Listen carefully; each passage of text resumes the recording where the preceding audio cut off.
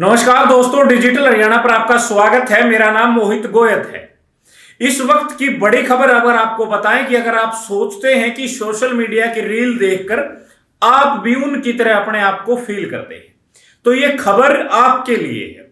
अगर आपकी उम्र 18 से 28 साल के बीच में है और आपको बहकाने वाले लोगों की संख्या ज्यादा है, तो ये खबर आपको है। और ये खबर उन पेरेंट्स के लिए भी है कि जिनके बच्चे जो है 10वीं 11वीं 12वीं या ग्रेजुएशन कर रहे हैं और जो किसी की बहकाई में आ सकते हैं, ये उनके लिए भी है। सोशल मीडिया पर आजकल आपको देखते हैं कि रील का जो क्रेज है वो लगातार बढ़ता जा रहा है और सोशल मीडिया के रील की जैसे ही जिंदगी जीने के ख्वाब लेते हैं।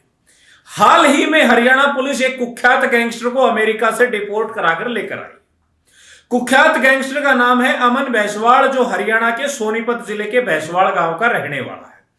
दिल्ली के एक फर्जी पते पर पासपोर्ट बनवाने के बाद अमन जो है वो अमेरिका भाग गया और वहां जाकर लग्जरी जिंदगी जो है वो सोशल मीडिया पर उसने अपने डालनी शुरू कर दी। बड़ी बड़ी महंगी महंगी गाड़ियों में वो फोटो डालता, इंस्टाग्राम पर रील डालता और यहाँ के युवा भ्रमित हो रहे थे। कुछ युवाओं ने उस भ्रम में आकर जो है रोहतक के एक व्यापारी के ऊपर फायरिंग भी कर दी और 1 करोड़ रुपए की रंगदारी भी मांग ली।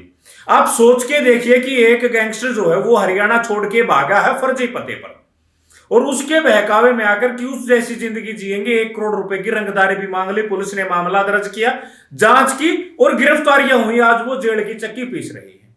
अब हरियाणा पुलिस उस गैंगस्टर को भी अमेरिका से डिपोर्ट कराकर हरियाणा ले आई है। दिल्ली एयरपोर्ट से उसको गिरफ्तार कर लिया है।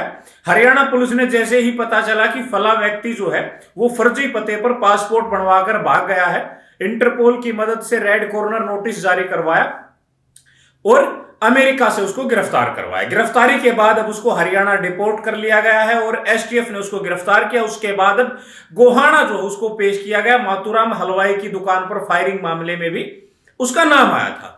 4 दिन का पुलिस को रिमांड मिला। अब आपको एक चौंकाने वाली बात जो है वो यहां बताएंगे।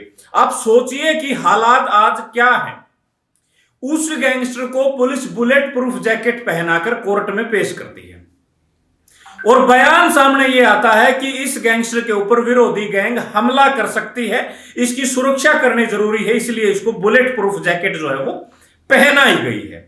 अब आप सोचिए कि वहां पुलिस भी कितनी बेबस रही होगी कि इसकी जिंदगी बचाना भी कितना जरूरी है, कहीं इसको कुछ ना हो जाए।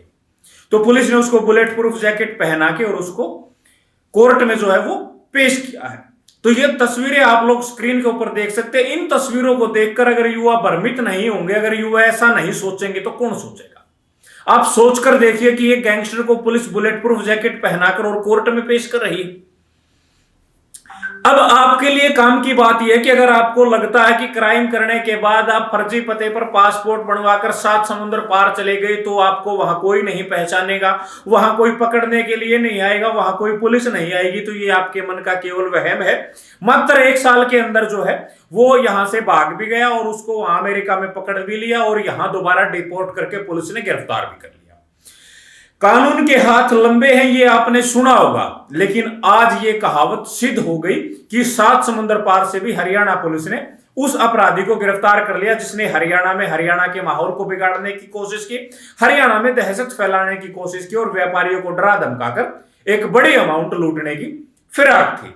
लेकिन फिलहाल पुलिस की कस्टडी में है। 4 दिन के रिमांड पर गोहाना में चल रहा है। उसके बाद सूचना मिल रही है कि रोहतक पुलिस भी जो है उसको प्रोडक्शन वारंट पर लेगी और प्रोडक्शन वारंट पर लेने के बाद जो है वो उसको गिरफ्तार करेगी और उससे पूछताछ करेगी, क्योंकि रोहतक में भी एक व्यापारी के ऊपर फायरिंग करने के बाद जो है वो करोड़ों रुपए की अमाउंट जो है वो मांगी गई थी।